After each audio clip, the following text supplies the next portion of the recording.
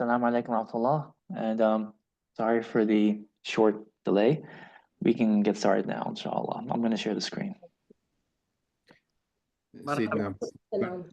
before you Yes. start, I have to leave. Yes, please go ahead. Yes, yes, yes. But I just wanted to, on behalf of Mashraba, I just wanted to, and on behalf of everybody here, say in advance, thank you so much, Jazakumullah khairan, for all of your efforts in putting this course together. I know that many people have benefited so much from it.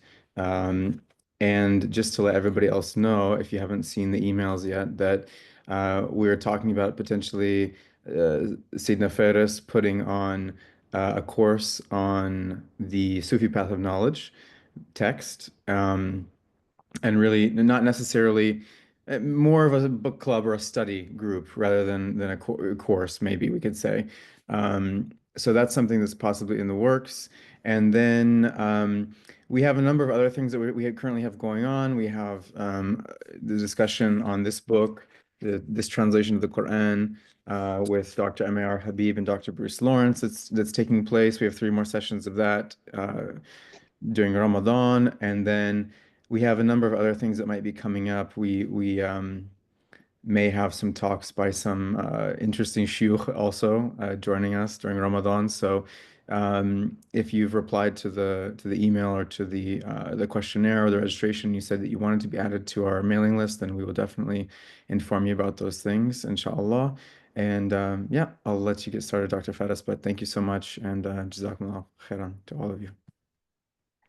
Thank you for the kind announcements, to you, Joshua. Okay, brilliant.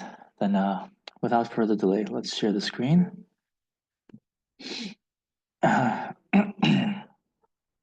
So I did mention that we would keep this, I think, relatively shorter than last time. So we get room for discussion and time for questions and answers, inshallah. Yeah. So let's get started then. Okay. So first of all, thank you to all of you for coming with me on this journey. It's one that I've taken about 20 years ago. And so, and that's led me to this point. But with regard to Ibn Arabi, so he will spend his last days in Syria, but in particular in Damascus, right? And so he had a period of peregrination, of traveling back and forth between different cities and countries, being the tireless traveler that he is. And so we have to ask, why does he come to Syria and Damascus of all places? And I think we can attribute it to a hadith in which the Prophet Muhammad exalts the saintly status of Damascus, or rather of Syria, of Sham, Bilad Sham. It mentions how God's Abdal lived there. And his advice is that if you're able to live in Bilad Sham, then go and live there, of course. What they called a Sham and Bilad Sham back in those days isn't just what we call Syria today. It encompasses Jordan, Lebanon, Palestine, and maybe even the northern parts of Iraq, for example. So it's a massive piece of land. And then it's really hard to imagine the dazzling beauty of Syria back in those days, as well as Al-Andalus and Morocco and many other cities. And one tends to think about whether the historians and the chroniclers are exaggerating when they describe the beauty of Damascus and Syria. And so one of them says this: "She is the paradise of the east, the horizon from which its dazzling light arises. The young bride among the cities whose veils we have lifted. She is adorned with plants whose flowers are full of fragrance, and she rises up under the silky finery of her gardens. She is so glorious that God had the Messiah and his mother stay there. Orchards form a circle around her, similar to the halo surrounding the moon. They hug her like the calyx hugs the flower. And how right they were, those who have said about her, if paradise is on earth, then it is certainly Damascus. And if in heaven, then the city vies with its glory and equals its beauties," which is an exaggeration, but I think people get the point. So this is a passage actually from the rihlat of Ibn Jubayr, who Ibn Arabi travels with, right? Until Ibn Jubayr passes away before Ibn Arabi, right? And those kinds of descriptions also remind you of Ibn Arabi's own home back in Sevilla. And one wonders if he didn't want to go back to Damascus to maybe re-experience home as it was when he grew up, right? Uh, Seville being even compared to the Garden of Eden. Uh, so Ibn Arabi settles in Damascus when he is 60 years old in around 1223. And he stays with an important family who are called the Banu Zakki, who took care of his needs and gave him and his family free lodging. And they took care of everything him and his family needed. And he also had good relations with the important fuqaha in Syria. And so Ibn Arabi spends this time teaching his works to various students and disciples. And this is a period where we collect what are called sama certificates. And it is a certificate that is issued at the end of a reading jalsa that says, I hereby record that so-and-so attended this reading session with me. So we know like who used to attend these reading sessions with him. And he reads his books to these people. And there's a growing expansion of the number of people who attend these reading jalsat. And so here, Ibn Arabi also has a dream, or I think someone else has a dream of him, but it's a dream that happens in the Umayyad mosque. And so this is what he says. There is among us in Damascus a virtuous, cultivated, and pious man called Yahya bin al-Akhfash. By origin, he was from Marrakesh, where his father used to teach Arabic. One day, this man wrote to me the following letter from his home in Damascus, which is where I also was myself. So actually, this is Ibn Arabi narrating this. Dear friend, yesterday I saw the Messenger of God, Sallallahu in the great mosque of Damascus, which is the Umayyad mosque. He was near the preacher's box, which is beside the chest, containing the copy of the Quran that is attributed to Uthman. People were rushing towards him to make the pact with Rasulullah. In other words, the bay'ah. They were taking bay'ah with Rasulullah. So the person who's narrating this dream is saying this. I remained standing and waited for the crowd to diminish. Then I presented myself in front of him and took his hand in order to take the bay'ah with him. He said to me, do you know Muhammad? And I asked him, which Muhammad was he referring to? And then Rasulullah replied, Ibn al-Arabi, Muhammad ibn al-Arabi, since Muhammad is his first name. I answered that, yes, indeed, I did know him. He then said to me, we have given him an order, so tell him that the Messenger of God bids you carry out the order that you have received. As for you, be his companion, you will profit from him. And also tell him, the Messenger of God asks you to praise the Ansar and Sa'ad bin Ubadah, in particular, of course, one of the major Sahaba.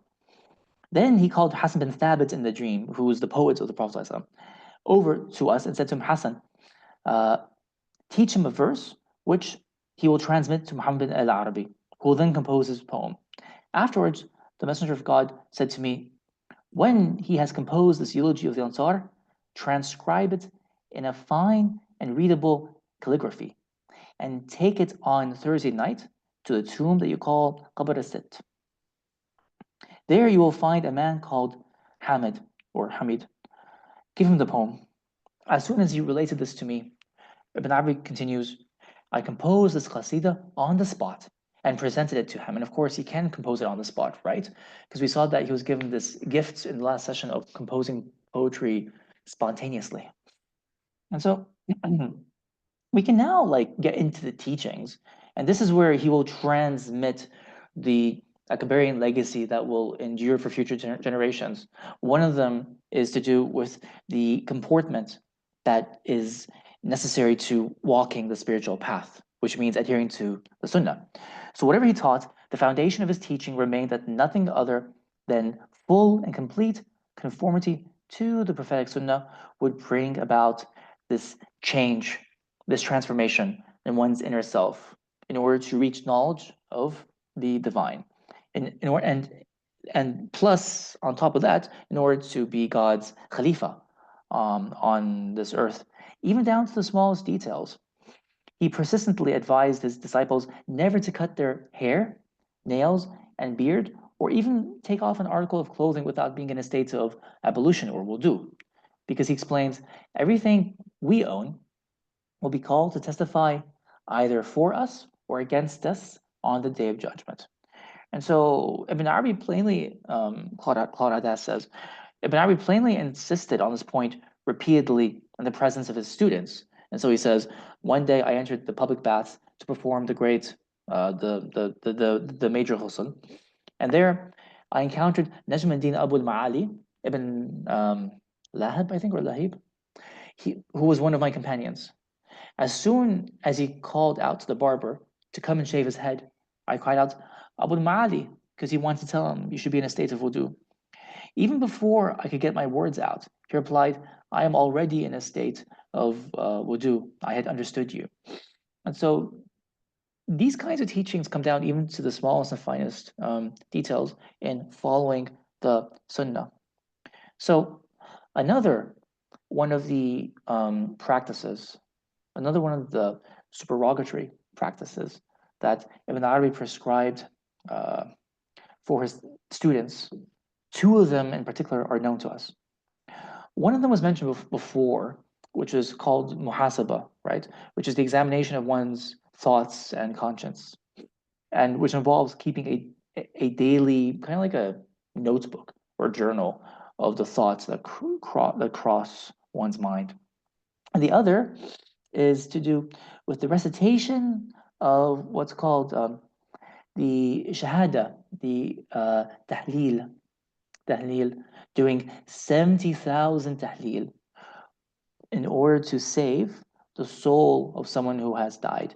So this is a traditional practice that continues to this day, actually.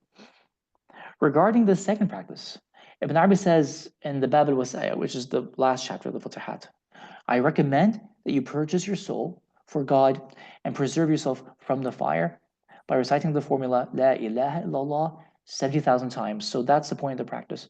Whoever you recite the tahleel for, La ilaha illallah 70,000 times, whether it's for yourself or for someone else, that frees you from the fire or that person if you donate it to that person. Through this practice, God will grant you protection from the fire of hell, either for yourself or for the person for whom you recite the formula. I have practiced it myself, and I saw its blessed effect at the time of my wife's death. The Shaykh al-Akbar did not even hesitate to perform this practice for his enemies. And so someone else, another Shaykh, records the story about Ibn Arabi. And the story goes like this. It is related that someone in Damascus had made a rule of cursing Ibn Arabi 10 times after every prayer. When this person died, Ibn Arabi attended the funeral along with the other people present. Then, once the burial was over, he went to the house of one of his companions and sat facing in the direction of the Qibla. When the mealtime had arrived, the host brought the Sheikh something to eat, but the Sheikh Al-Akbar paid no attention to the food whatsoever, and he did not touch it and remained in the same position. His host was distraught, and you can imagine, and thought that the Sheikh was upset or something in the food had displeased him. The Sheikh remained as he was until the evening prayer and performed the salat, and then returned immediately to his position facing towards the Qibla. After the evening prayer, he went and joined the people present, and then he was visibly radiant. Then he asked for something to eat. The host told him how much his attitude had affected him, but the Sheikh replied, it has nothing to do with that. I simply made a commitment to God that I would not eat or drink until he had pardoned the man who used to curse me. It was for his sake that I recited the formula La ilaha illallah 70,000 times, and I saw that he had been pardoned. Finally, And this is very characteristic of the Shaykh Al-Akbar's Rahmah, right? Finally, thanks to the testimony of Qutb ad-Din Shirazi, we know exactly how Ibn Arabi and his disciples, his students, sets about performing this particular activity. So then Shirazi says, Sadr ad-Din, that means Qunawi, and Ibn Arabi had adopted the custom of reciting this formula on the night following somebody's death. They did so in the following way. 10,000 peas were massed together, and then they were divided up among the people present. Everyone had to count off the peas he had received 7 times while reciting La ilaha illallah over each pea with the aim of delivering the deceased from the flames of hell. When everybody had finished, they would attribute the merit of these recitations to one of the people present, and he in turn would then donate the merit, the ajr of all those tahleel to the person who had died. And so in Damascus, the Sheikh Al-Akbar continues to meet more awliya, more interesting individuals. And so he meets 3 of them, and they are called the Wallahun, the madmen of God, who are driven mad by love for God, because it comes from the word wallah, which is a word that derives from like pre-Islamic love poetry. So one of them is Mas'ud al-Habashi, and he was dominated by a state of what's called stupefaction, buhat. Buhat is when you can't speak, so he's just struck dumb. The next person is Yaqub al-Qurani, and he's a sad madman whom Ibn Arabi met at what is called the White Bridge. That bridge doesn't exist anymore, but the what's called the quarter, I guess it's a residential area. The quarter that bears its name is still there. And then the last madman is called Ali al-Kurdi. And he's interesting because Ibn Arabi writes an entire book dedicated to the sayings of Ali al-Kurdi, which I'm translating at the moment. This is my next project, actually. And so the historian Abu Shama says about Ali al-Kurdi, the people of Damascus were of different opinions. Some said he performed miracles, others denied it and retorted that no one had ever seen him pray, fast, or wear sandals. And then Ibn Arabi, of course, called him one of the divine madmen. And so he, now in Damascus, he also meets up with 4 other men he had known back in Andalusia, but he didn't know that at the time. And so these are called the Rijal al-Hayba wal-Jalal, the 4 men of reverential fear and majesty. So who are they? Their function, the Rijal al-Hayba wal-Jalal, their function is to assist the 4 Autad. So if you recall, the Autad belongs to the highest categories of saints. They're below the Qutb with regard to their function of preserving the cosmos. So their function is to help them. So then the Shaykh Al-Akbar describes in this way. It is they who assist the 4 pillars, the Autad, these Rijal al-Hayba wal-Jalal. Their hearts are in heaven, they're celestial, but they are ignored on earth, only known in the heavens. One of them is upon the heart of Muhammad ﷺ. The second is upon the hearts of Shu'aib ﷺ. The third is upon the heart of Salih ﷺ. And the fourth is upon the hearts of Hud ﷺ. That's where they take their prophetic inheritance from. And all of the worship in the universe is combined in these 4 men. And what he means by that is that some of them, when they worship Allah, they do so with a view to, like, let's say, preserving the Arsh, another one with a view towards preserving the Kursi, and a third one with a view towards preserving the earth, and so on. So in that way, all of the ibadah in the world is combined in these 4 men. And then Ibn al-Arabi says, I had known them earlier in Andalusia, but then I was unaware that they possessed this station, and I mistook them for simple believers. And so in Al-Halab, in Aleppo, he has this incredible vision, right? And this is the vision. This is a vision of Surah Al-Ikhlas. And he says, this surah revealed itself to me. Now, the English word qara that's used is epiphanized, but the Arabic word for that is tajalla. So the surah was a tajalli for me. So this surah revealed itself to me as a tajalli in the city of Aleppo. When I saw it, I was told, and he recites a verse from the Quran, neither man nor jinn has ever sullied this surah or has ever touched this surah. I think it's lam yamsahu insun wala jan, right? Something like that from Surah Al-Rahman. I observed in it and proceeding from it a great sympathy, maylan aziman towards me. It had already showed itself to me in, in a certain abode, a mountain, that was almost identical to the one where I was now. I was told again, it is yours to the exclusion of all the believers. هِيَ خَالِصَ لَكَ مِن دُونِ الْمُؤْمِنِينَ. In that moment, I understood that the illusion, or I understood the illusion, and realized that it was my essence, the essence of my form, and none other than my very self. So he was like a walking Surat al-Ikhlas. Why? Because this comes from the hadith, and actually goes back to say that Aisha, right? Who says that Rasulullah he is the walking Quran. So he manifests all the attributes that are in the Quran, but he is a walking Quran in itself. So if you have a certain spiritualization of a certain surah, then it's like you're a walking surah. So Ibn Arabi is like a walking Surah Ikhlas, right? And it's similar to the prayer of Abu Bakr as-Siddiq, who asked God, who asked Allah to mix the Quran with His blood and flesh, right? So that the way you think, the way you act, is through the Quran, right? So Ibn Arabi was like a walking Surah Al-Ikhlas. And then in what's happened here is, so the Shaykh Al-Akbar has two visions. He has two visions in Damascus, and they're both visions of Rasulullah.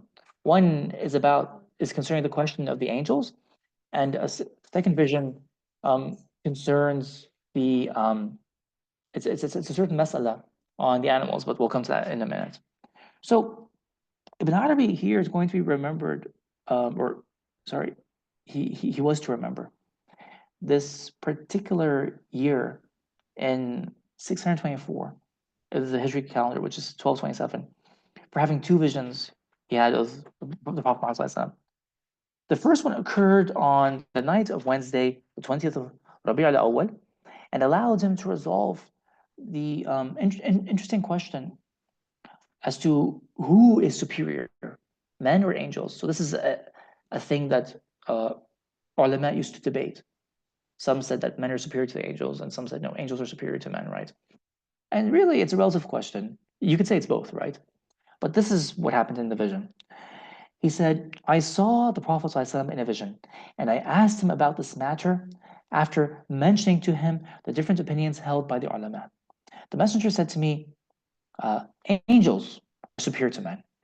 So then Sheikh Akbar said, Khalas, like when you gave the answer, that's it. That's what it is.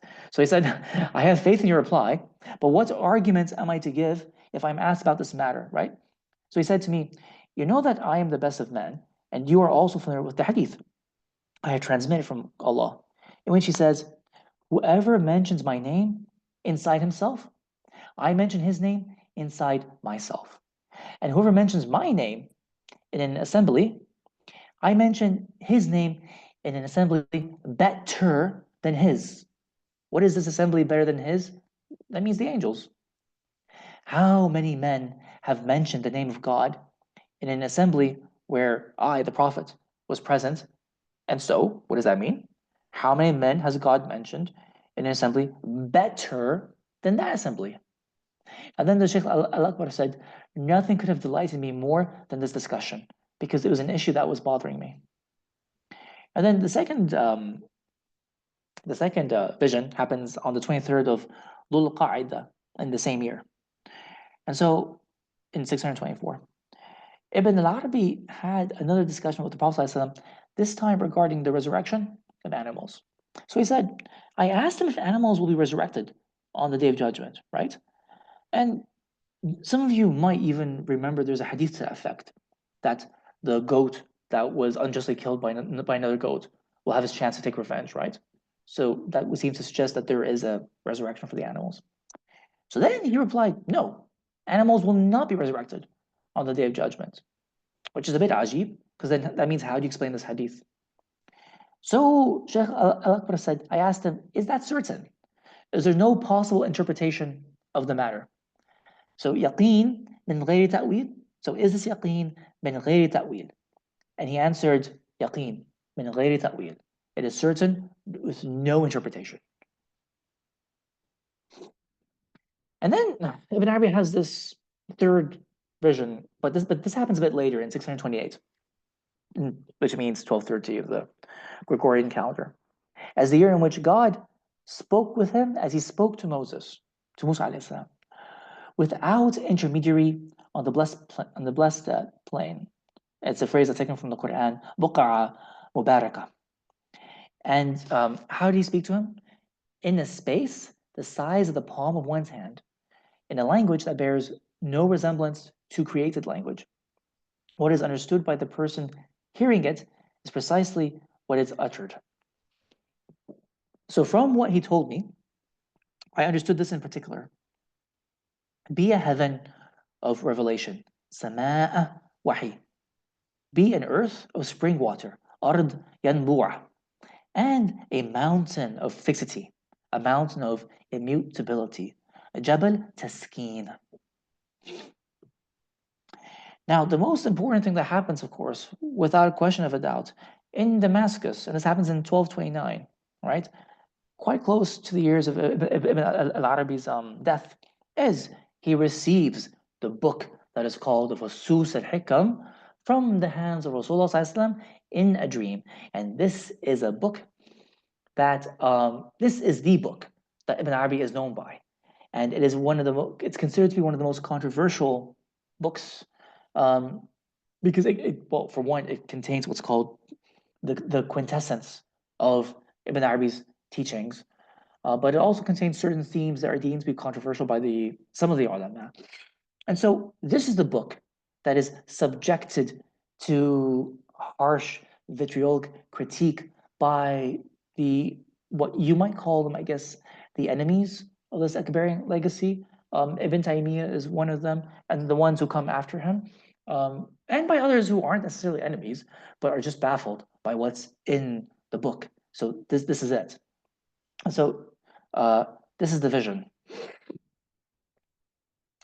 I saw the messenger of God وسلم, in a vision of good omen that was granted to me during the final 10 days of the month of Muharram in the year 1229 at Damascus. May God protect her. In his hand, he was holding a book and said to me, this is the book of the Fusus al-Hikam. Take it and give it to humanity so that they may obtain benefit from it. I replied, I hear you and I obey God, his messenger, and those among us who are the keepers of the commandment, as it has been prescribed. And this is the book that kind of like explains what Ibn Arabi has written over thousands of pages in the Futuhat al-Makkiyah. And that's what makes it, because this is a book that's like maybe about a couple hundred pages. And that's what makes it such an easy target for criticism, right? So when we look at the reading certificates of that period, the Sama', for the Fusus al-Hikam, they're much smaller because he would read this book probably behind closed doors, confined to his closest, probably most beloved students, right? There's a story to the effect that's recorded by Muhyiddin al-Jandi, the second generation commentator of the Fusus al-Hikam, that the Sheikh al-Akbar, when he used to travel, he would order for this book to be bound to a different camel and to a different set of books. Such was its special nature. Now, amongst these students is none other than Sadruddin al-Qunawi, and it is through al-Qunawi that the whole Fusus tradition is transmitted to future generations. And this is the book through Sadruddin al-Qunawi that then gives birth to a kind of like Irfani philosophy in Iran, and birth to this incredible interreligious dialogue that happens in Mughal India. and to the various spiritual teachers in Yemen who take hold of the Fusus al-Hikam, this is the book that spreads Ibn Arabi's teachings throughout the entire world. So it comes to Qunawi, who is the stepson of Ibn al-Arabi. So how did Qunawi receive the Fusus al-Hikam? The student of Qunawi, Jandi, again, the same Muhyiddin Jandi, records this precious testimony. While my master and guide, Muhammad bin Ishaq bin Yusuf al-Qunawi, was giving me a commentary on the prologue of the book of the Fusus al-Hikam, the inspiration of the world of the mystery manifested its signs upon him, and the breath of the All-Merciful began to breathe in rhythm with his breathing. So it was as if that Qunawi's breath was cosmically aligned with the Nafas al-Rahman. The air from his exhalations and the emanation of his precious breaths submerged my inner and outer being.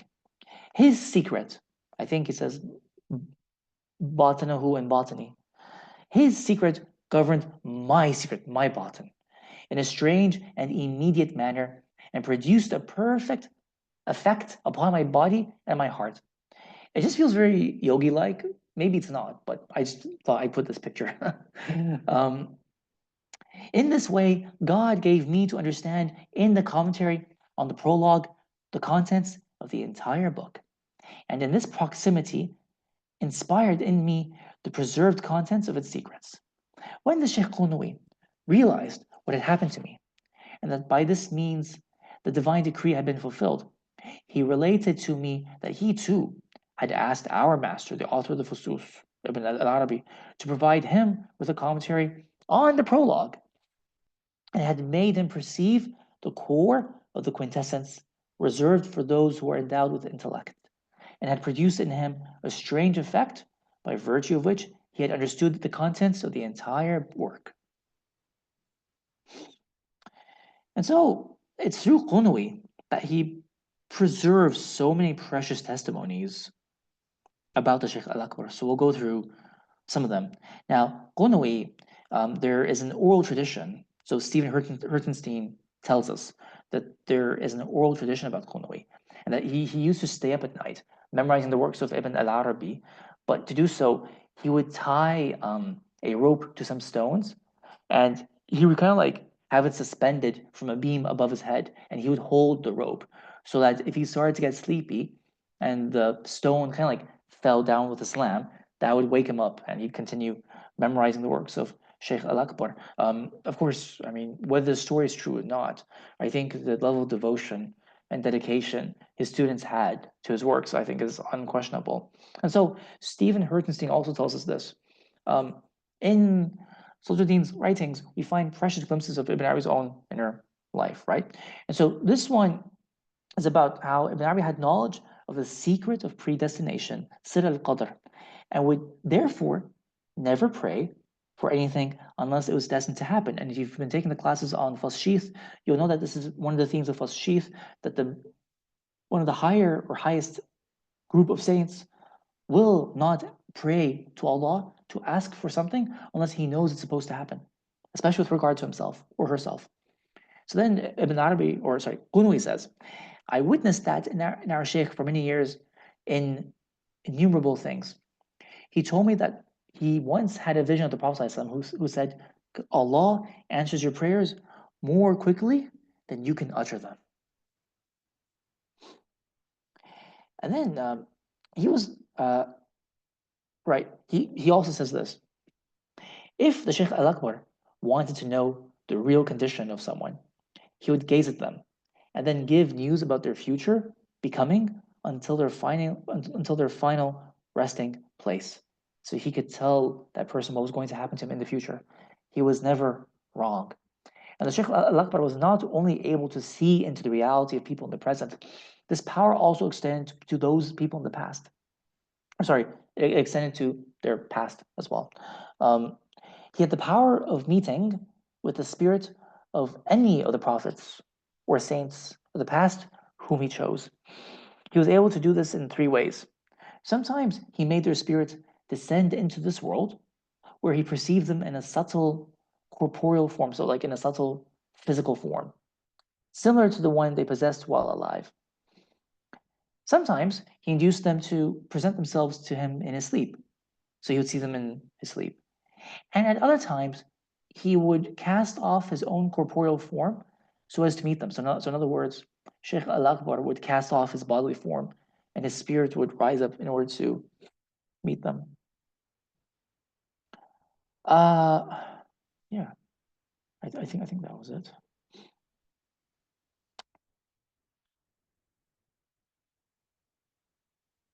Okay, yeah, that's fine. So time was of the essence, and Ibn Arabi knew it. So he told his students, benefit from my existence before I leave. And so he dedicated the remaining years to writing and to teaching his students, who would then be instrumental in spreading his teachings. And now, during this period, he also rewrites his colossal 10,000 page encyclopedia, the Futuhat al Makkiyah, all over again.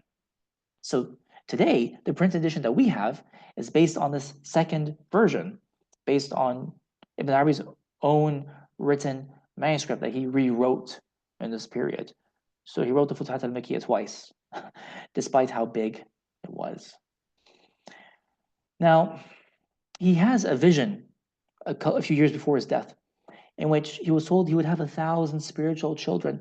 And I think we can bear witness to that. And the number of scholars and awliya who have carried on his legacy throughout the years, throughout the centuries. That's not far-fetched. And so Ibn Sawdaqin is another one of his close students, and he gives them this advice, which I think is a really good summary of what he expects his students to do in order to progress spiritually on the path. So he says, in the year 620, so 9 years before that vision, he gave me the following advice. So the Sheikh Al Akbar says, beware. And again, beware of being occupied with other than God, so that you may see the face of God in it. It is for you a trick and a lure. What is the trick and the lure? Seeing something without seeing God in it, whatever it is. Be on your guard against other than God. Understand the situation properly and be devoted to Him alone. If He confronts you with a thing, then behold Him there, receive Him there.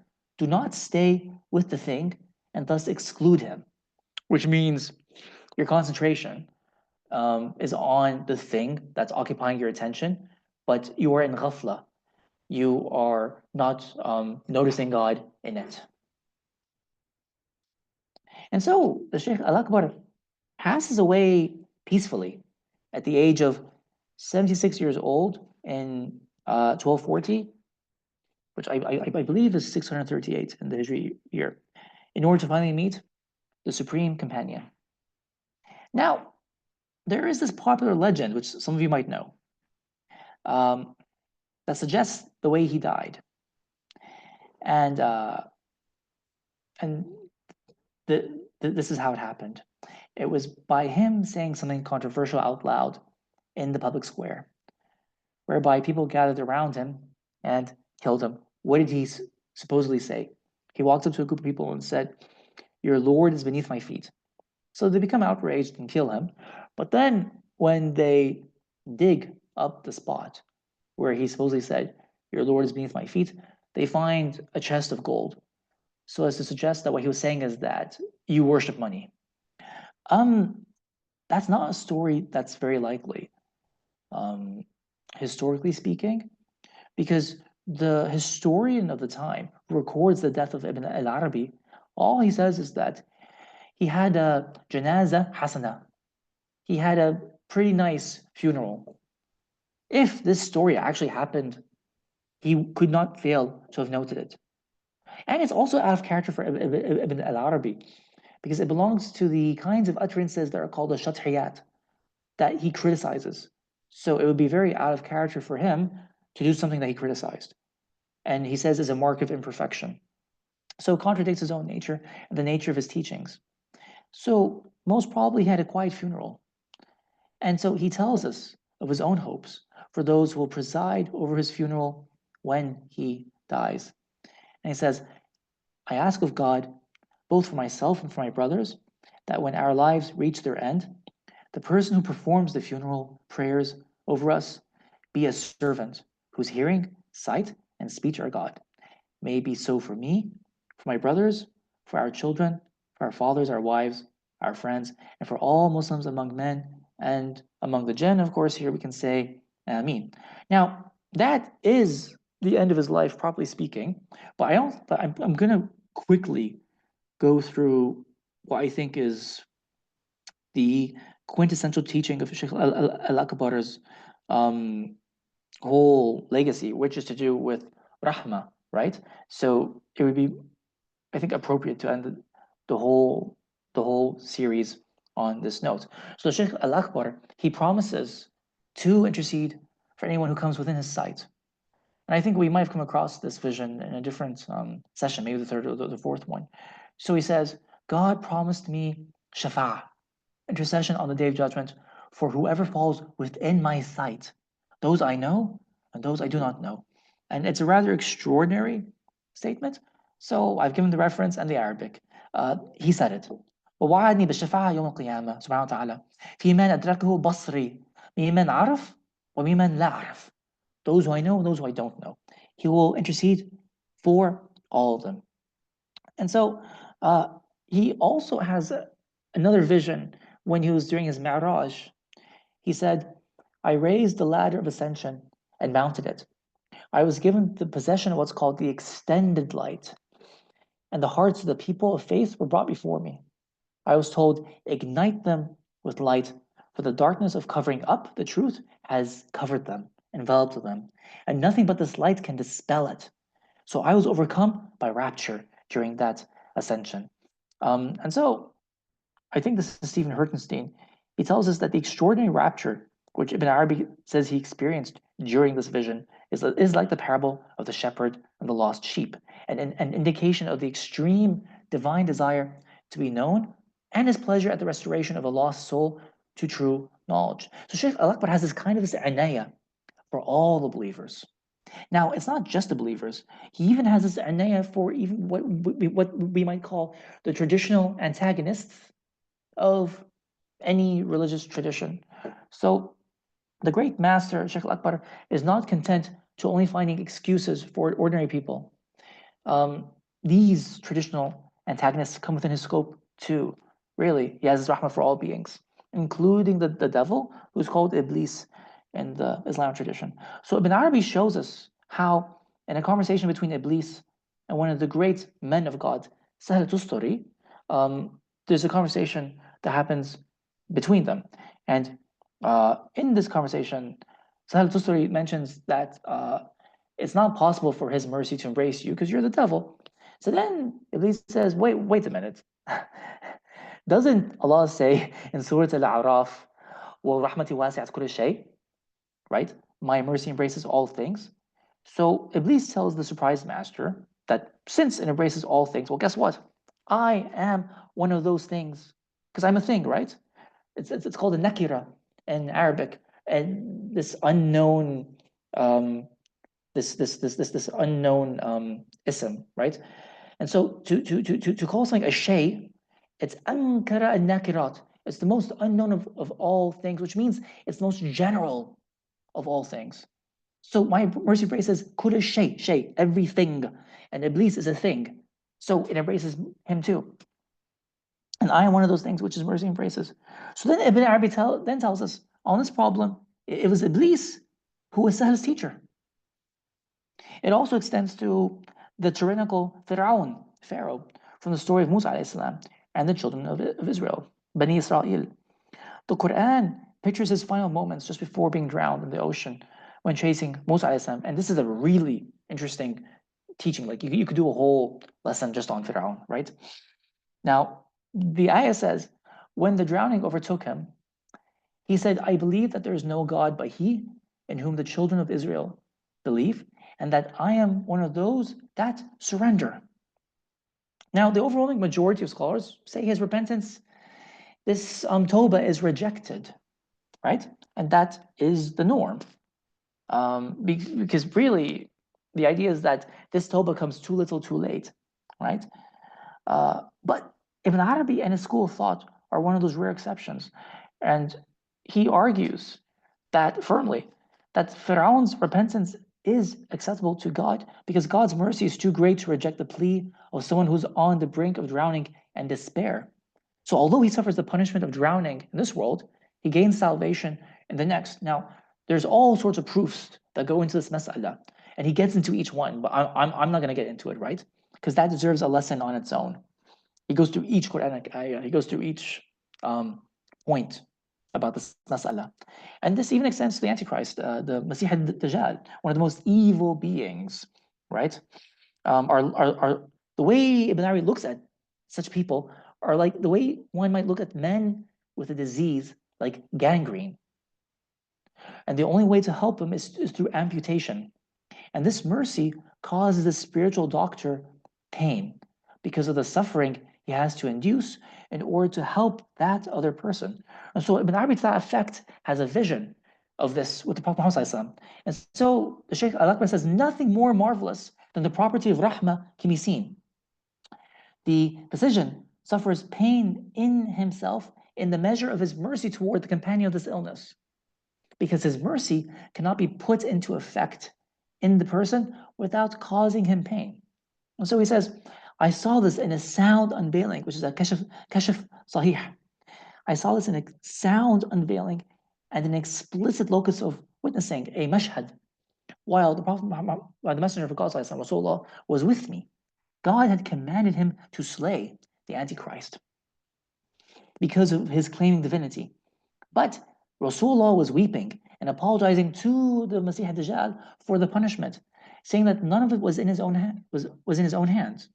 His weeping is like the pain in the soul of someone who is merciful but does not have the power to put his mercy into effect because of something that prevents it. And the Maulana Rumi comments something similar as well, when he says, actually, like the rahmah is just putting them out of their misery and having so that they stop doing evil. These extremely evil beings, right? So even has rahmah for them. And lastly, Ibn Arabi looks at those few unfortunate souls who remain in hell for eternity. So that would be such people like Abu Lahab, Abu Jahl, and Iblis, and the Masih Dajjal, and all these incredibly evil beings, and these mushrikun and kuffar, right? Hell itself was created from the essential reality that finds its expression in this hadith Qudsi. So God addresses the sinner on the day of judgment and says, I was ill and you did not visit me. I was hungry and you did not feed me. I was thirsty and you did not give me to drink, right? And then the sinner says, how could I feed you or drink or give you to drink, O Lord? And he says, my servant so-and-so was ill and thirsty and so on. If you had visited him, you would have found me by his side. Jahannam is created from the haqiqah, from the reality of this hadith Qudsi. That's where its reality comes from. So thus, hell is nothing other than the blindness which prevented the man from seeing God in all his forms, especially the form of the poor man, right? From perceiving his presence in all things, in all beings, in all places, at all times. That's what Jahannam is. So the blindness of him who looks at God's disclosures without seeing them is the root of sin and the very substance of punishment. And again, this goes back to how Ibn al-Arabi saw himself in relation to people's suffering and in his role and capacity as seal of Muhammadan sainthood, as being the ultimate inheritor of Muhammad. So in that sense, it's not surprising he considered his role to be one primarily of rahmah. God created me as a mercy, and he made me an inheritor of the mercy of him, to whom he said, we have sent thee, O Muhammad, only as a mercy to all the worlds. So what's especially telling in this passage is Ibn Arabi's next sentence, which clarifies his understanding of what that mercy of the Prophet implies. And he says, God did not specify those who have faith to the exclusion of others. This is a literal reading of the verse. He's a rahmah to all the worlds, not to just believers or certain groups, right? So in other words, God sent Rasulullah as a mercy to everyone, not just Muslims or religious believers. And so Ibn Arabi's criticism of the some of the what are called the ulama rusum, the more superficial doctors of the law, and theologians is very strong sometimes. Although he has great respect for the fuqaha, but sometimes his criticism can be severe in certain places, like here. Some of them find it hard to believe that everyone will eventually reach happiness, al-sa'ada, eternal felicity of salvation. And Ibn Arabi calls these evil opinions, but their evil opinion will only redound on themselves.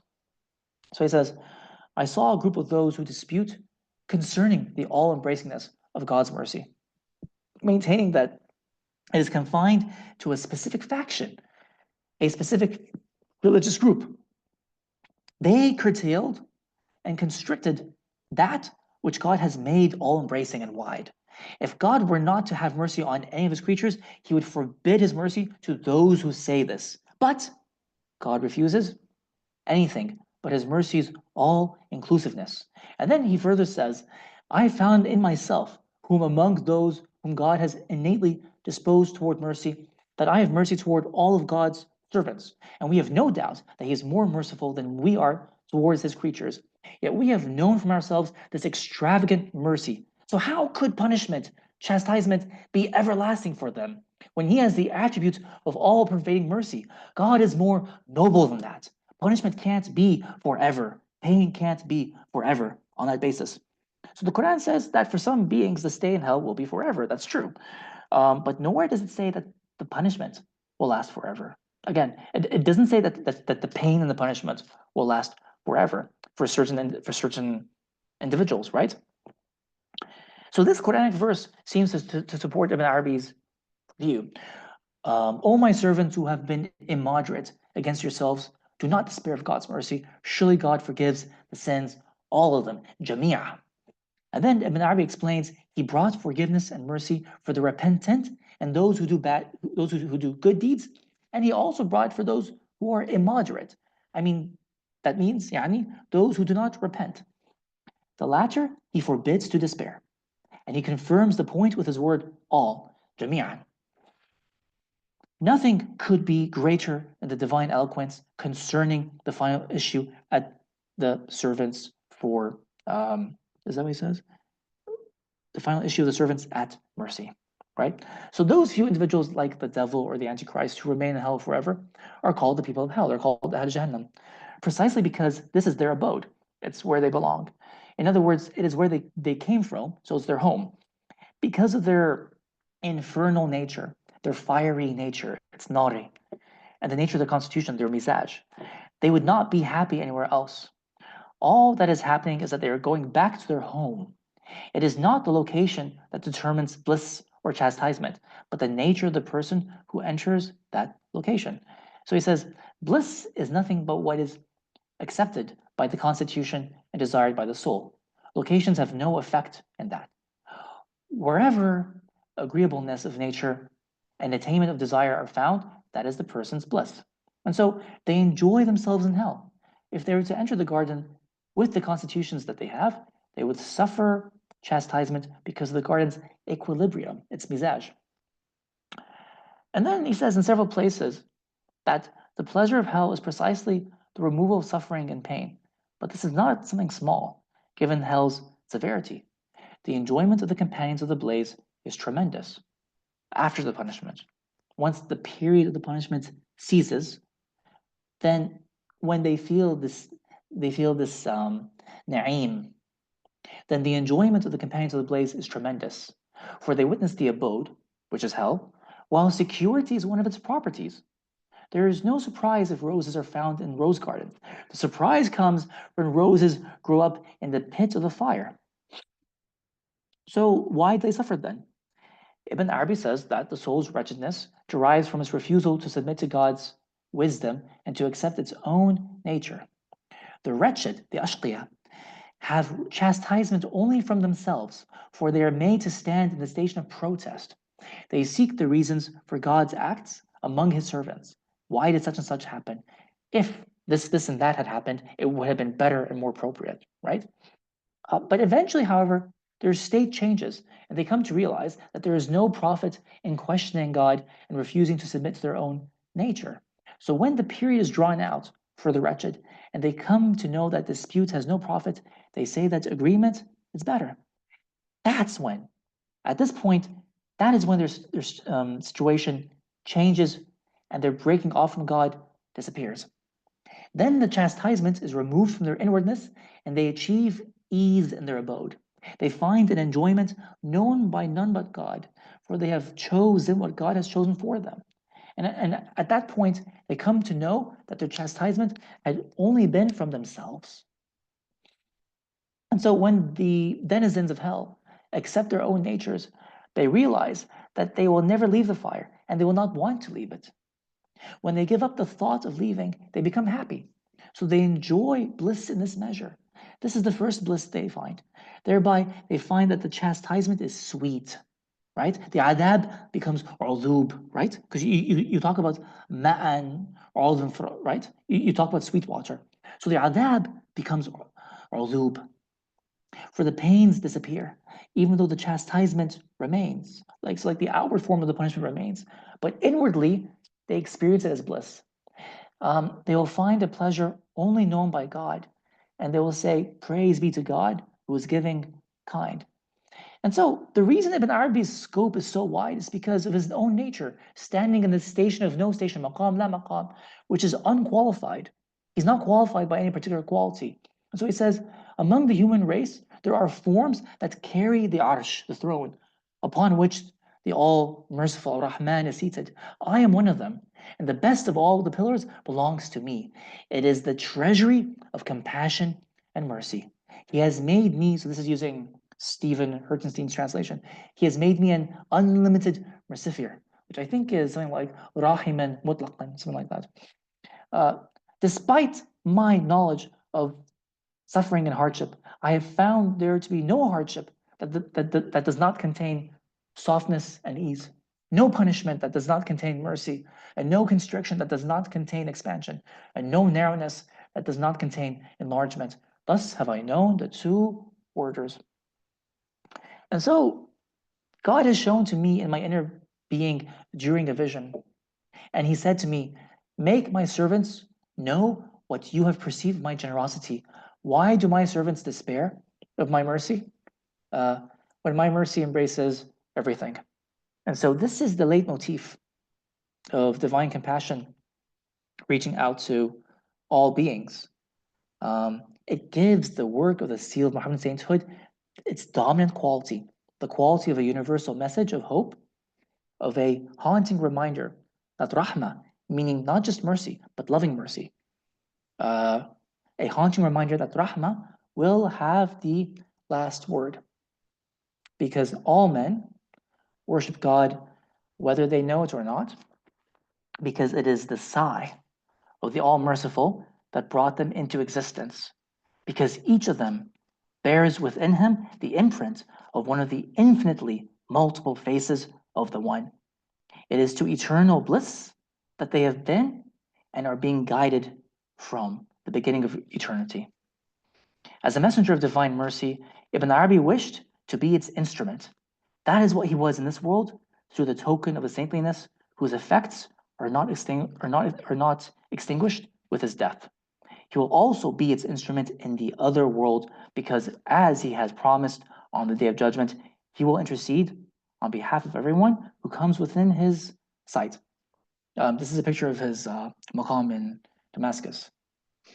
Thank you very much. SubhanAllah, that was amazing. Thank you, Cynthia. MashaAllah. Thank you. Thank you so much. ما شاء الله جزاكم الله خيرا سيدي بارك الله فيك. ما شاء الله جزاكم الله كل خير. The perfect timing for Ramadan as well, MashaAllah. Yeah, yes, exactly. Exactly. Thank you for opening the heart of all. It's so beautiful and so comforting as well. Like I felt by you telling this is like I don't know how to explain, but it's the way is God. It doesn't matter the hell or the heaven. Mm. I think it's as we shared earlier about Rabba Yes. as well, you know, it's like this is the message that it's being now, I don't know how to explain, like it's really going through all my senses. It's walking toward God. It Yes. doesn't matter, you know, it's hell or heaven, but we're, you know, this is Yes. not, it's not, it Exactly. doesn't matter, but I mean, this shouldn't be The main the concern. aim. Yeah. Yeah. Yeah. Absolutely. Absolutely. Yeah. Thank you So for sharing that. thank you. Very comforting to the heart, Dr. Faris. I'm very grateful, wallahi, very grateful. I'm grateful to have you guys. Thank you so much. Allah yabarak fikum. Yes, Irvina. There are some questions in the chat. I wonder if we could go through. Of course. Yes. Yes. We can go through them, inshallah. Bismillah. Nusayba is asking who is Sahel Tustari, the one you mentioned. Yes, absolutely. Sorry, just 1 second. So, Sahel Tustari is one of the major, what you might call awliya of classical Sufism. So just as you have Hassan al-Basri, you will also have others who are called like Ishibli and Malik bin Dinar and Saris al-Saqati, and you'll have Imam Junaid especially, and then you will have Sahel al-Tustari. These are the major awliya of classical Sufism. They're the ones who make Sufism what it is. So he's a major, major wali. He has a nickname, by the way. If you've ever heard of Imam Ghazali, so he's a bit post-classical Sufism, right? If you've heard of this name given to Imam Ghazali, he's called Hujjat al-Islam, right? You might have heard this name before. So Sahel Tustari is given the name Hujjat Allah. He's the proof of Allah. Really ajib.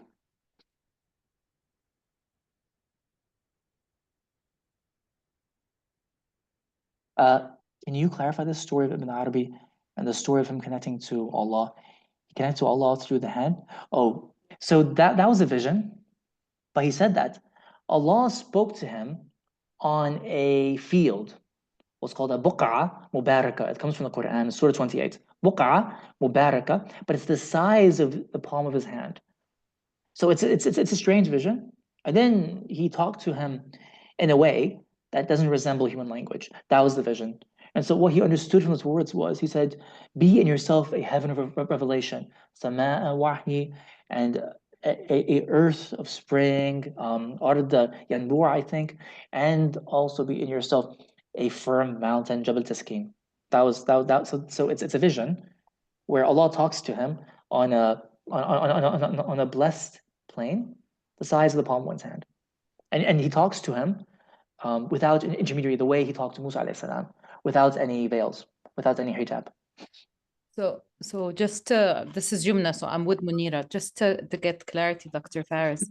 So Yes. So Ibn Arabi now is saying, like, I'm new to Ibn Arabi, so everybody please bear with me. So what I've learned from the Futuhat, which we're reading, is that he always says that he's connected through Sayyidina Muhammad, and Yes. he's not a prophet and nothing through God. So this is the first incident I hear of where he's saying he directly has connection to God. So this is where it's like throwing me off a bit. So it's as if he's giving himself like some prophetic, clout, because in the Futuhat, like that was the thing that he was always emphasizing, that he only sees Sayyidina Muhammad through his dreams. And then like with this vision with God, like I'm a bit surprised just to understand what does this mean, since all of a sudden like he's connecting to God. It's not. Thank you for your question. That's such an important question. So he talks about this a lot, and this is one of his more basic themes. It's not all of a sudden. He talks about it very, very, very often. Now, the principle of what you're stating is correct. You can only be a prophetic inheritor. But you're making an assumption. You're assuming that only the Prophet ﷺ can talk to God. That's not the Shaykh al-Akbar's assumption. Allah can talk to whoever He wants. So there's an ayah in the Quran that says it's not appropriate for لا ينبغي. It's not appropriate for Allah to speak to any man except in 3 ways. One is through wahi, which is revelation. The second is through an angel. And the third is from behind a hijab. So Allah can talk to you through behind a hijab, and what is a hijab? It's an existent thing. All things are hujab. You, me, the sky, a tree, those are all hujab. Allah can speak to you from any one of those objects, which is what's mentioned in the Quran. But you're right to point something out. What a inheritor can't do, so Ibn Arabi will emphasize this, and so he's called an inheritor. He can't bring a new sharia. He can't bring a new hukm. That's impossible, right? You can interpret the hukm, that's called ijtihad. Yeah. But you can't bring a new sharia and say, I've got a new sharia now, the old one is cancelled. There's no nasakh of the sharia of Muhammad Sallallahu Alaihi Wasallam. So you can receive the Quran. You can even receive the Quran the way Rasulullah received it. That's not prophetic clouds. That's following in his footsteps. That's prophetic inheritance. But you're not going to receive a new verse. If someone says that, you're a fraud. You don't receive a new verse, but you can receive it the way Rasulullah Sallallahu Alaihi Wasallam received it by following in his footsteps, literally bit by bit. So he has like a vision where there's an ayah that is shown to him, but it's shown to him in the form of a piece of earth. And then he sees Rasulullah Sallallahu Alaihi Wasallam in the vision. And then he says, هَكَذَا أُنزِلَ عَلَيْهِ. That's how this ayah came down to me. Experience it for yourself. The inheritors have that. They experience the descent of the revelation from its original source, but it's the same revelation. What he can't do is bring a new revelation. Now, by the way, it's not just visions of Rasulullah in a dream. The awliya can see him in the waking state. And if they do that, by the way, the Shaykh al-Akbar says, they're called Sahaba. Even if it happens today. Anyone who sees Rasulullah in the waking state, so first of all, they can see him in the waking state. And anyone who sees him in the waking state, he's called one of the Sahaba, according to Shaykh al-Akbar. Because all you need to be a Sahaba is to see him with your own physical eye. That happens still, that can happen today, right? To this day. And the other awliya have recorded this in countless places, whether it's in the Shadi tariqah or some other tariqah. Countless times they've recorded seeing Rasulullah in their own eyes, right? So that's not far-fetched. And so by him talking to God, that doesn't cancel out Rasulullah. He speaks to the awliya. And so they're called muhaddithun. Who's not muhaddithun, like muhaddith, the person who transmits hadith, but they're called muhaddithun. Oh, God speaks to them. Who's the first muhaddith? Sayyidina Umar. He's the first one because Allah spoke to him too, right? That's it. Thank you very much. Thank you. Thank you for asking. Can I just interrupt there and ask, when you said about seeing the Prophet ﷺ, is that like restricted to being actually, say, physically seeing him? You know, he's in the same room, or is that like in a vision seeing him? Both. Both, and in a dream seeing him as well, sallallahu alaihi wasallam? Yeah. SubhanAllah. Thank you. MashaAllah, that's lovely. Yeah. You can see him in a dream or physically. And by the way, it's not far-fetched for ordinary people on their deathbeds. What do you usually hear? People on their deathbeds will see him as in their last moments while they're dying. And that's just something everyone knows and hears about. They see him physically in their last moments. Yeah, happens to a lot of people.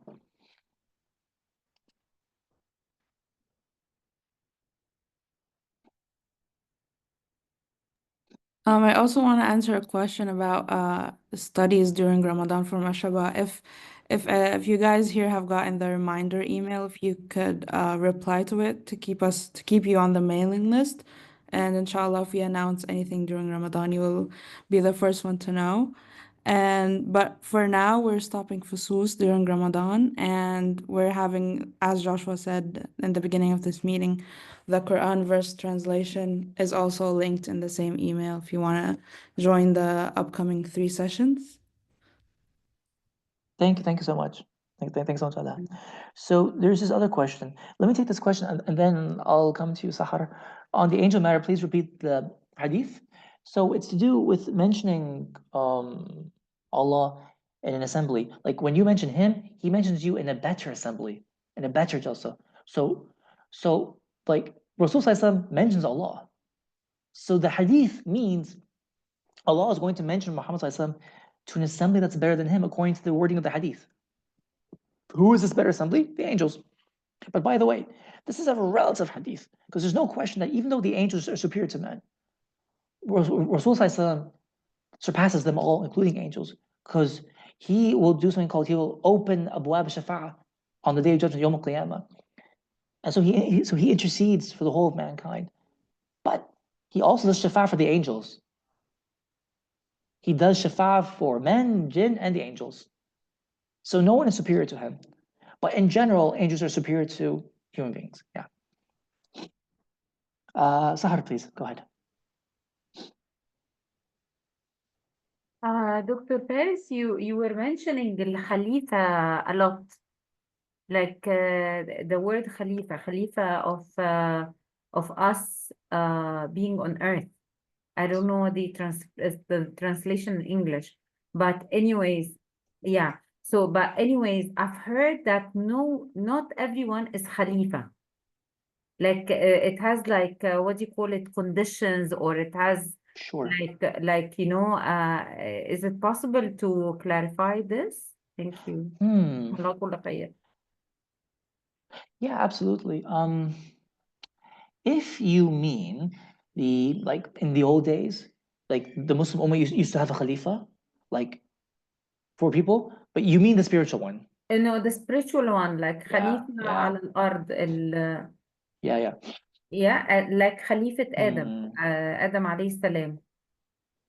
اللي هي Yes, الخليفة that's yes. mentioned in Quran.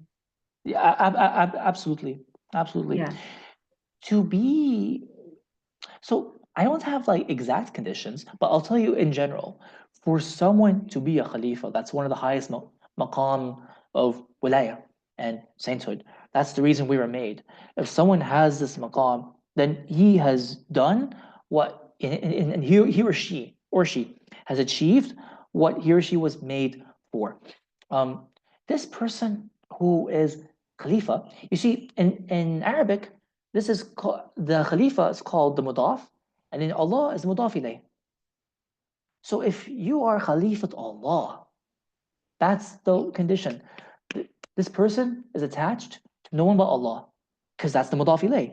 Khalifatu Allah. Otherwise, if you say something like, I pray my prayers, but my heart is somewhere else, then you're Khalifat that of whatever your heart's attached to.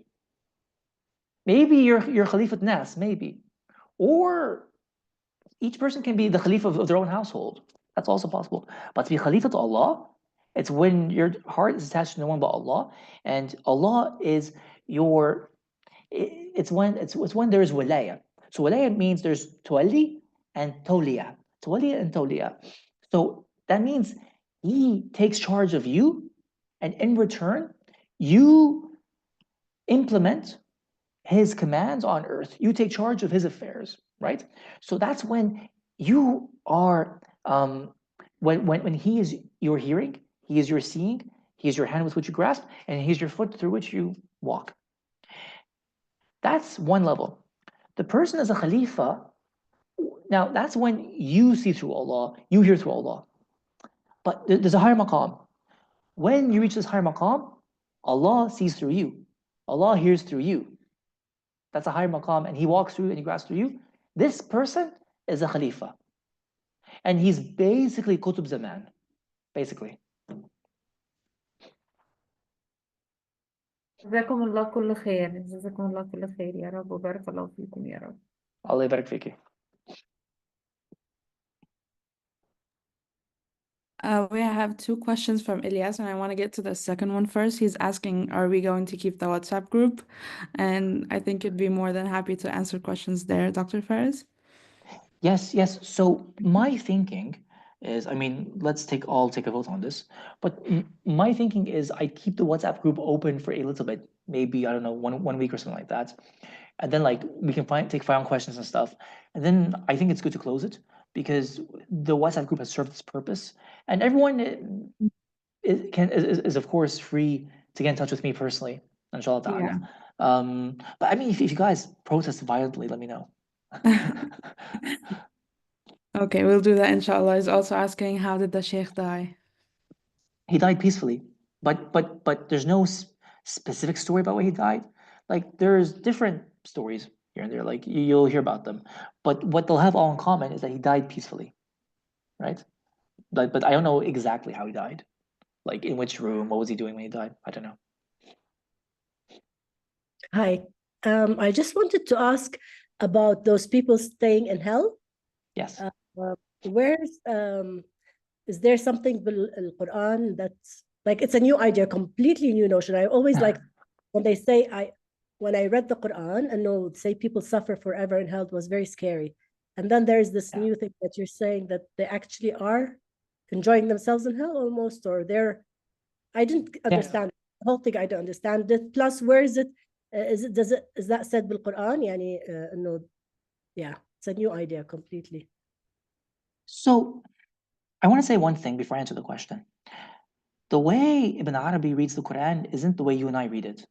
He reads it quite differently. Yeah. But by the time you have experience reading the Quran the way he reads it, it opens up entire worlds. And the reason he is able to do that is because he does a number of things, but he exploits the resources of the Arabic language to their full potential, especially things what are called al-jadr in a word, right? Whether it's an ism or fa'al, he exploits the jadr, which opens up a whole range of different meanings and possibilities. If you need clarification on that, let me know. So he doesn't read the Quran the way you and I read it, right? Now, what was the first part of your question? Right. So, okay. So, how do they enjoy themselves now? Well, so and then how does he justify it through the Quran, right? Well, he talks about what happens on Yawm al-Qiyamah, and it's very detailed. He goes through this whole process, right? There's something like 50 muwaqaf. There's 50 places you stop. Each place, anyways, he goes into detail. By the time the judgment is carried out, and then the shafa'ah is carried out, shafa'atu shafi'in, right? So Rasul does shafa'ah for his ummah. Then the other anbiya do shafa'ah for their own communities, for their own ummah. And then the mu'minun or the awliya do shafa'ah for their people as well. And it keeps going. Until you get to the people who are called Ahl Nar. Ahl Nar, Ahl Jahannam are the ones who don't come out. They're different to the ones who come out. So the ones who have major sins and they need to be purified in the fire, they come out. They're not Ahl Nar. Ahl Nar are the ones who stay there because they are its people. Ahlhum, right? Or we could say Ahluha, right? They're the Ahl of Jahannam. They belong there. Then the Shaykh Al-Akbar says that there will be intercession between the Asma al-Ilahiyya. Between the Asma al-Ilahiyya. Because if everything is under an Ism Ilahi, what Ism is Jahannam under? It's under the Ism Shadid al-Iqab and Dhul Muntaqam or Al-Muntaqam, right? Right? That's the name it's under, right? So then the divine name Arhamar Rahimin. There's a divine name called Arhamar Rahimin will do shafa'ah with Al-Muntaqam. So that the hukm of Arhamar Rahimin can be exercised over Jahannam, and then Rahmah spreads out over the people of hell to the extent that even the angels of hell, there's angels in heaven, angels in hell, right? The guards of hell. The angels of hell do shafa'ah for the Ahl Jahannam as well. So that's what he's saying. when they do shafa'ah, the pain that they experience transforms into ni'mah. It becomes na'im. So do you know how in the Quran Allah subhanahu wa ta'ala says to the daughter of Ibrahim something like Kuni baridin wa salama, right? Be cool and peace for Ibrahim, right? So that's a miracle for Sayyidina Ibrahim alayhi salam, right? And then he's saved. Allah will do the same thing to the nar and Jahannam. He'll tell the nar and the adab and the punishments, all of them, whether it's fire or scorpions or whatever horrible things are there. He'll say to all of it, be cool, barat and salam, cool and peace for the inhabitants of hell. And then that's what's going to happen. And so everything they experience now, they experience it as something that's blissful and peaceful and na'im. That's what they experience at that moment. Does that make sense? And then I can explain to you where in the Quran that is. It's new ground, so it needs like more. It's interesting, I should say, and creative of him.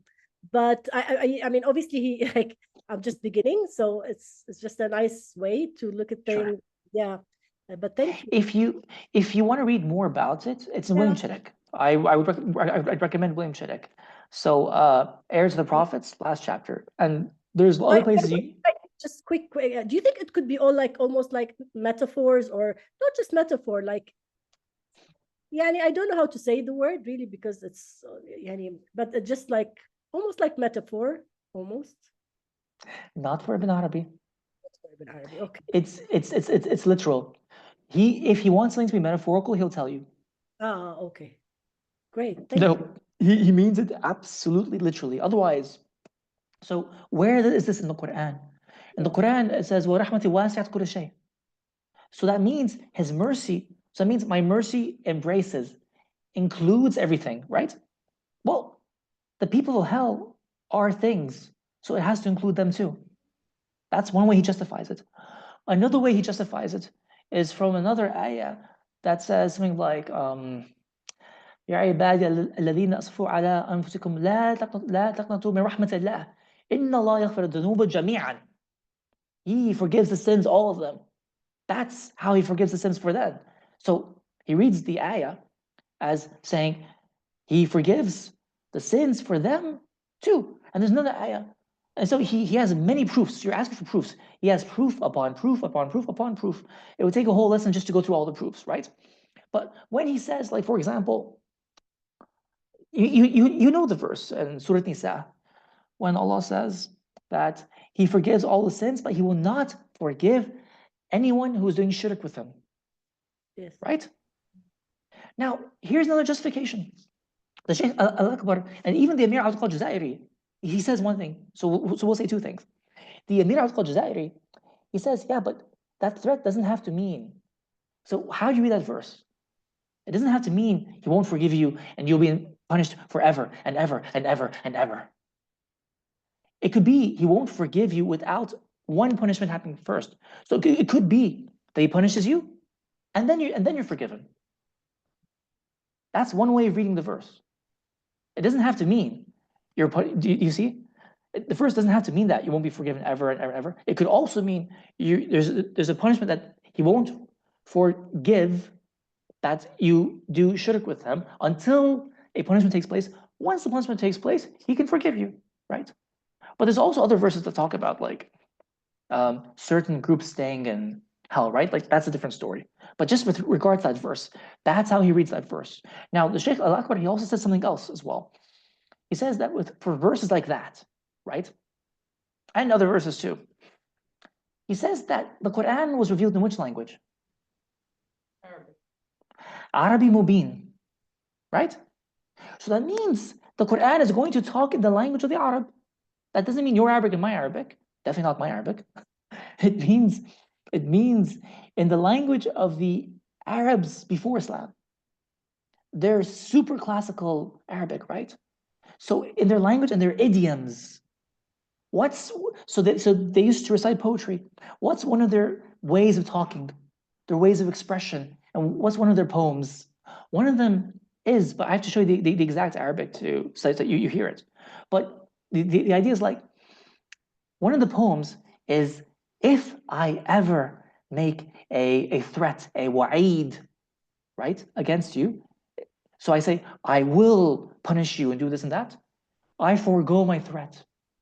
But if I ever promise you something, I do a wa'ad, I will do it, I have to do it.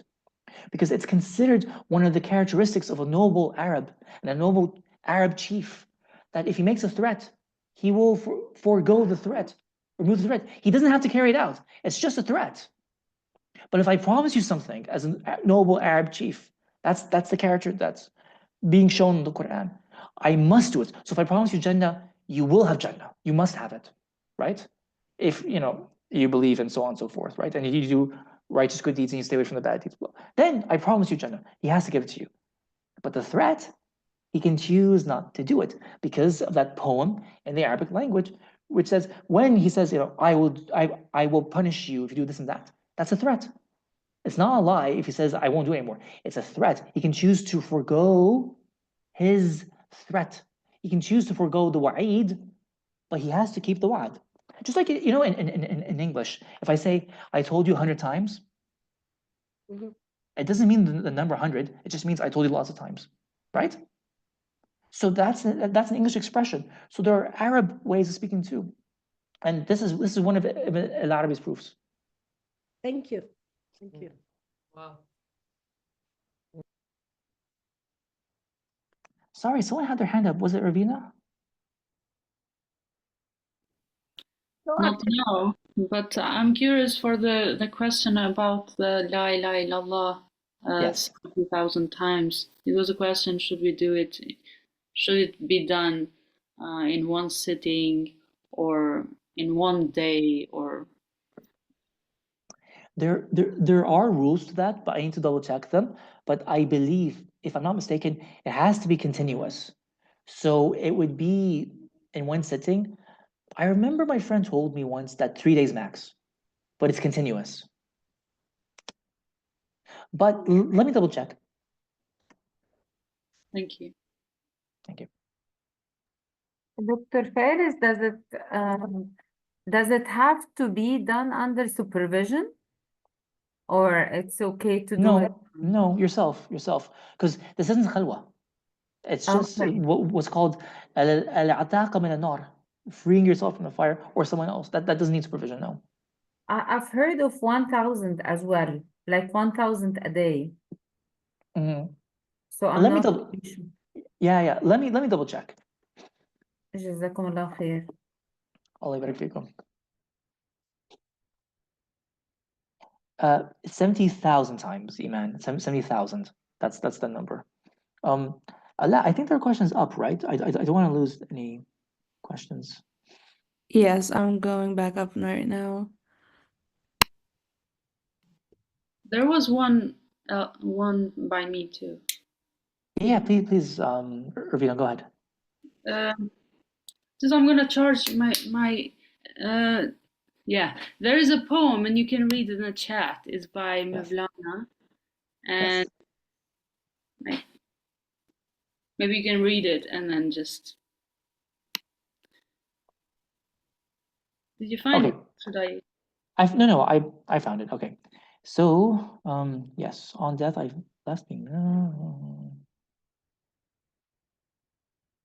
Oh, how interesting. Because he sacrificed all died to angels and then go beyond imaginings of men.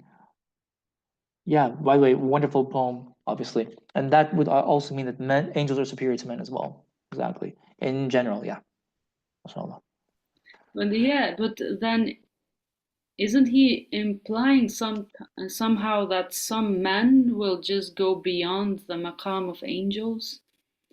But then you mentioned that the hadith is a bit relative, or the meaning that it's a bit relative. I think you're right. It is relative, and he is saying here, you'll go beyond angels, because angels have a fixed maqam. But it looks like to me he's talking about all them being non-existent. It's like you're going to maqam la maqam. If you go to maqam la maqam, there's no limitation on you. Whereas if you're an angel, there's no limitation on you, right? I think like what the hadith was talking about is like the works of the angels are superior. Their works are superior to the works of men, right? And in other ways too. But there's something special about a human being who is wali and san kamal, that in which he or she surpasses all of creation, for sure. Yeah. Thank you. Thank you.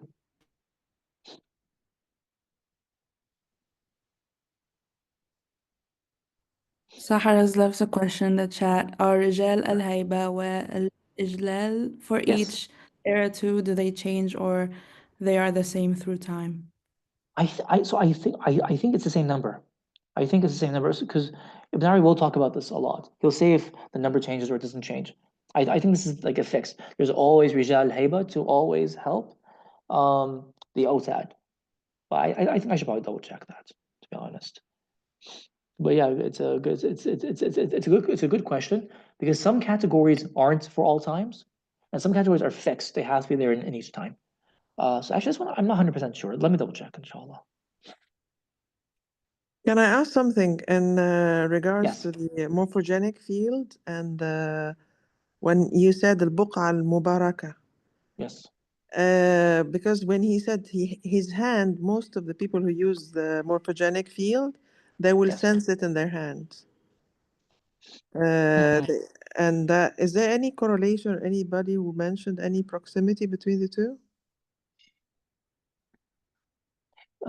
Remind me of the word you're using because that's such an interesting word. Morphogenic is the morphogenic is like the quantum physicists would say in the healing, or most of the healing modalities. Yeah.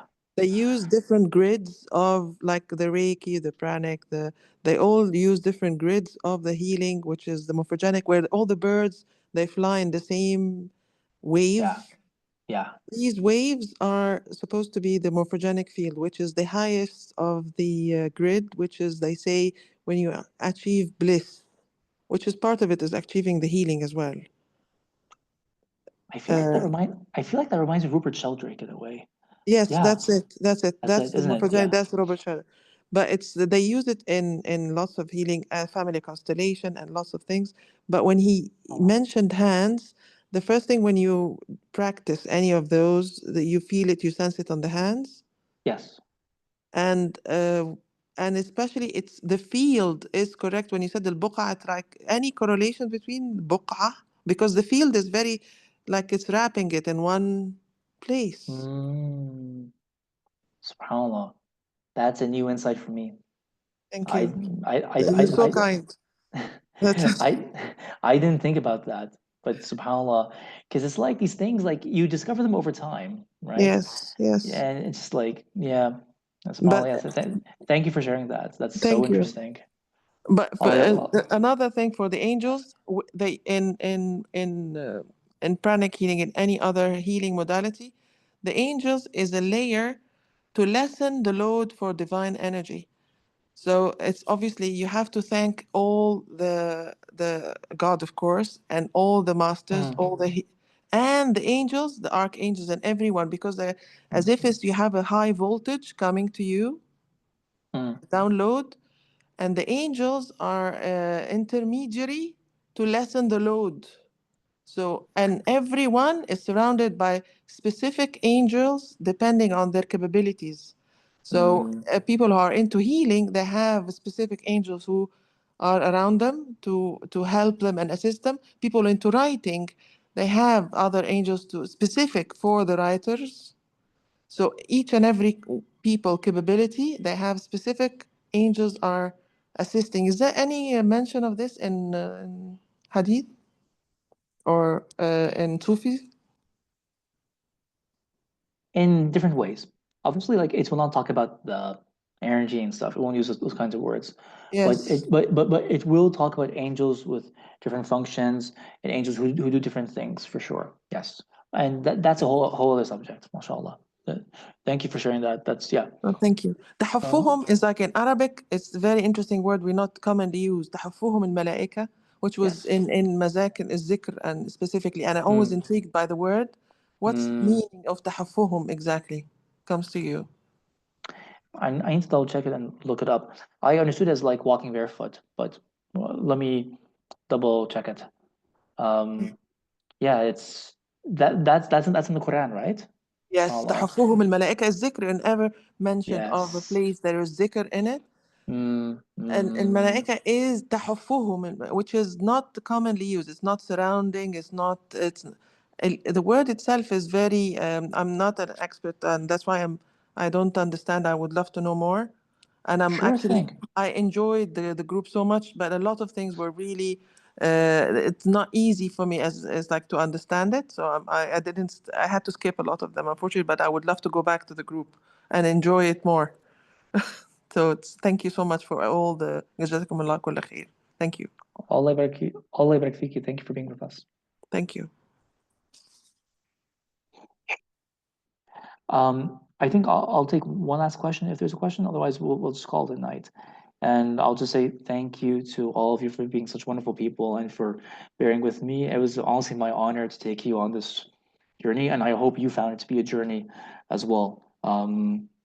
One thing that me and C. Joshua and another brother Jason are thinking of doing is turning Sheikh Akbar's life into a movie script and exploring how can we turn it into a movie.